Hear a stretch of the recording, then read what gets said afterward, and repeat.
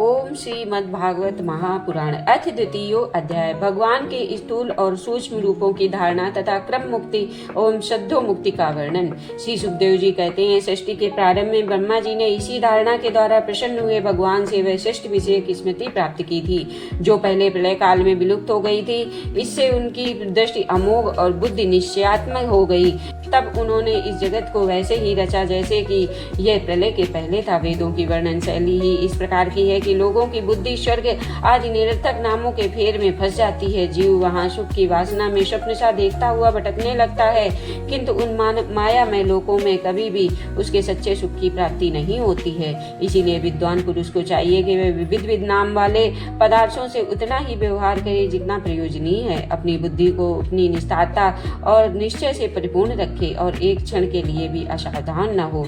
यदि संसार के पदार्थ प्रारब्धवश बिना परिश्रम के यूं ही मिल जाएं, तब उनके उपार्जन का परिश्रम व्यर्थ समझकर उनके लिए कोई प्रयत्न ना करें। जब जमीन पर सोने से काम चल सकता है तो पलंग के लिए प्रयत्न करने से क्या प्रयोजन।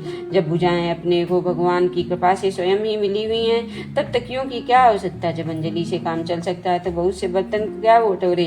वृक्ष की छाल पहनकर या वस्त्रहीन रहकर भी जीवन धारण किया जा सकता है तो वस्त्रों की क्या आवश्यकता। पहनने को क्या रास्तों में चिथड़े नहीं है। भूख लगने पर दूसरों के लिए ही शरीर धारण करने वाले वृक्ष क्या फल फूल की भिक्षा नहीं देते। जल चाहने वालों के लिए नदियां क्या बिल्कुल सूख गई हैं।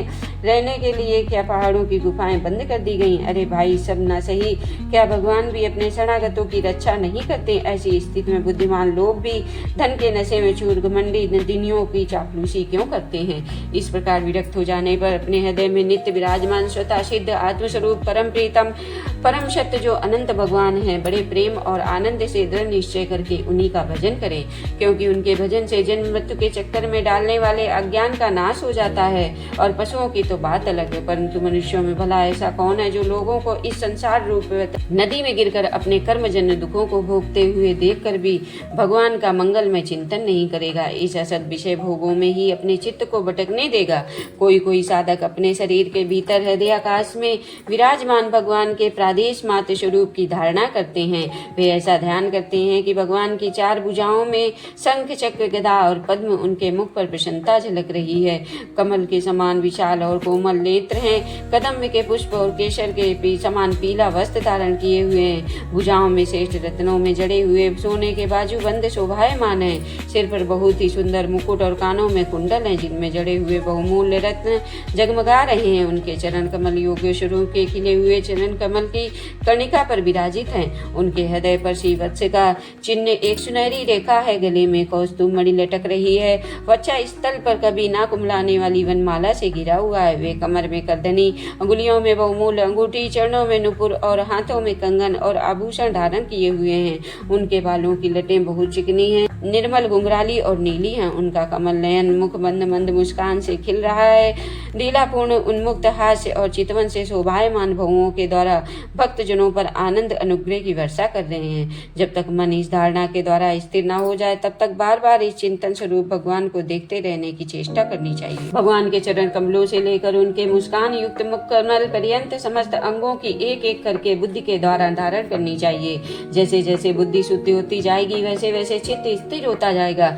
जब एक अंग का ध्यान ठीक ठीक होने लगे, तब उसे छोड़कर दूसरे अंग का ध्यान करना चाहिए। विश्वेश्वर भगवान दृश्य नहीं दृष्टा है, सगुण निर्गुण सब उन्हीं का स्वरूप है। जब तक इनमें अनन्य प्रेम में भक्ति योग न हो जाए, तब तक साधक को नित्य नैमित्तिक कर्मों के बाद एकाग्रता से भगवान के उपयुक्त स्थूल रूप का ही चिंतन करना चाहिए। परीक्षित, जब योगी पुरुष इस मनुष्य लोक को छोड़ना चाहे, तब देश और काल में मन को न लगाए। सुख पूर्वक स्थिर आसन में बैठकर प्राणों को जीत कर मन से इंद्रियों का संयम करे। तदनंतर अपनी निर्मल बुद्धि से मन को नियमित करके मन के साथ बुद्धि को क्षेत्रज्ञ में, क्षेत्रज्ञ को अंतरात्मा में लीन कर दे। फिर अंतरात्मा को परमात्मा में लीन करके धीर पुरुष उस परम शांतिमय अवस्था में स्थित हो जाए। फिर उसके लिए कोई कर्तव्य विशेष नहीं रहता। इस अवस्था में सत्वगुण भी नहीं है।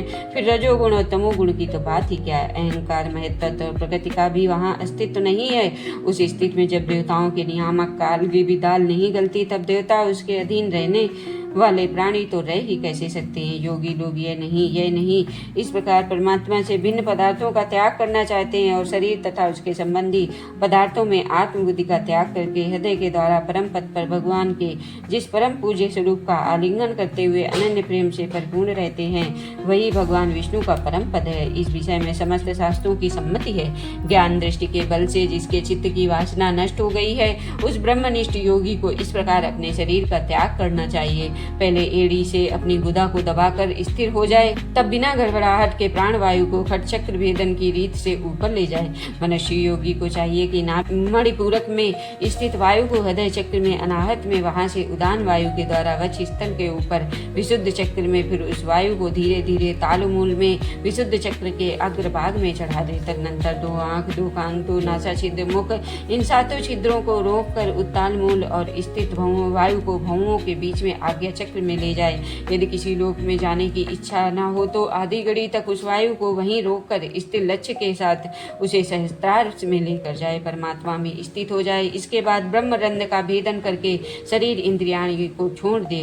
परीक्षित, यदि योगी की इच्छा हो कि मैं ब्रह्मलोक में जाऊं, 8 सिद्धियां प्राप्त करके आकाशचारी सिद्धों के साथ विहार करूं या त्रिगुणमय ब्रह्मांड के किसी भी प्रदेश में विचरण करूं, तो उसे मन और इंद्रियों को साथ लेकर ही शरीर से निकलना चाहिए। शरीर योगियों का शरीर वायु की भांति सूक्ष्म होता है। उपासना, तपस्या, योग और ज्ञान का सेवन करने वाले योगियों को त्रिलोकी के बाहर और भीतर सर्वत्र स्वच्छंद रूप से विचरण करने का अधिकार होता है। केवल कर्मों के द्वारा इस प्रकार बेरोक टोक विचरण करना नहीं हो सकता। परीक्षित, योगी ज्योतिर्मय मार्ग सुषमा के द्वारा जब ब्रह्मलोक के लिए प्रस्थान करता है, तब पहले वह आकाश मार्ग से अग्निलोक में जाता है। वहां उसके बचे खुचे मल भी जल जाते हैं। इसके बाद वह वहां से ऊपर भगवान श्री हरि के शिशुमार नामक ज्योतिर्मय चक्र पर पहुंचता। भगवान विष्णु का यह शिशुमार चक्र विश्व ब्रह्मांड के भ्रमण का केंद्र है। उसका अतिक्रमण करके अत्यंत सूक्ष्म और निर्मल शरीर में वह अकेला ही महल लोक में जाता है। वह लोक ब्रह्मवेत्ताओं के द्वारा भी वंदित है। उसमें कल्प पर्यंत जीवित रहने वाले देवता विहार करते रहते हैं। फिर जब प्रलय का समय आता है, तब नीचे के लोकों में शेष से मुझ से निकली हुई आग के द्वारा भस्म होते देख वह ब्रह्मलोक में चला जाता है। जिस ब्रह्मलोक में बड़े बड़े सिद्धेश्वर विमानों पर निवास करते हैं, उस ब्रह्मलोक की आयु ब्रह्मा की आयु के समान ही 2 परार्ध की होती है। वहाँ ना शोक है, ना दुख है, ना बुढ़ापा है, ना मृत्यु है। फिर वहाँ किसी प्रकार का उद्वेग या भय तो हो ही नहीं सकता। वहाँ यदि दुख है तो केवल एक बात का, बस यही कि इस परम पद को ना जानने वाले लोगों के जन्म मृत्यु में अत्यंत घोर संकटों को देखकर दयावश वहाँ के लोगों के मन में बड़ी व्यथा थी।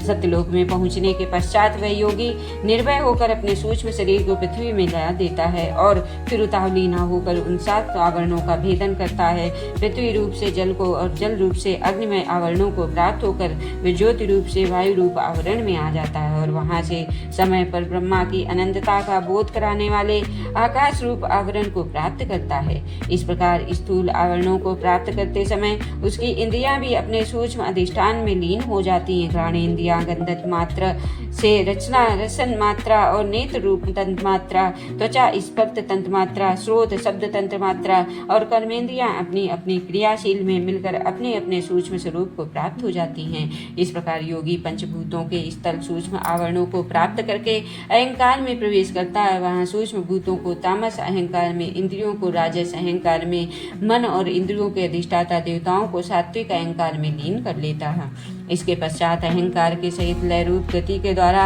वह तत्व में प्रवेश करके अंत में समस्त गुणों के लय स्थान प्रकृति रूप आवरण में जा मिलता है। परीक्षित, महाप्रलय के समय प्रकृति रूप आवरण का भी लय हो जाने पर वह योगी स्वयं आनंद स्वरूप होकर अपने उस निवारण स्वरूप में आनंद स्वरूप शांत परमात्मा को प्राप्त हो जाता है, जिसे इस भगवानमयी गति की प्राप्ति हो जाती है। फिर वैसे इस संसार में नहीं आना पड़ता। परीक्षित, तुमने जो पूछा था उसके उत्तर में मैंने वेदोक्त द्विविध सनातन मार्ग शब्दोन्मुक्ति और कर्म मुक्ति का तुमसे वर्णन किया है।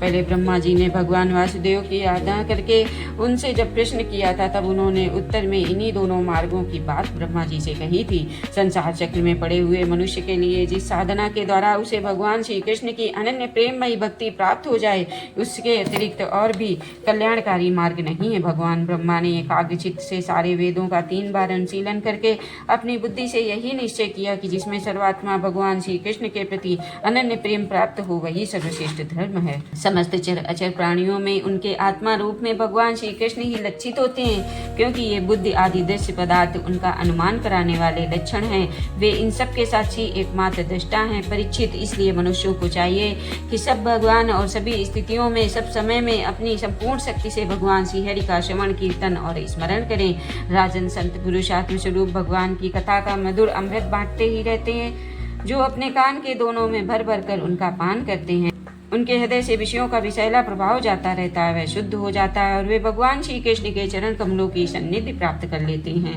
इति श्रीमद्भागवते महापुराणे पारमहंसा संहितायां द्वितीय स्कंदे पुरुष संस्था वर्णनम नाम 2 अध्याय समाप्त। बोलो श्री कृष्ण भगवान की जय।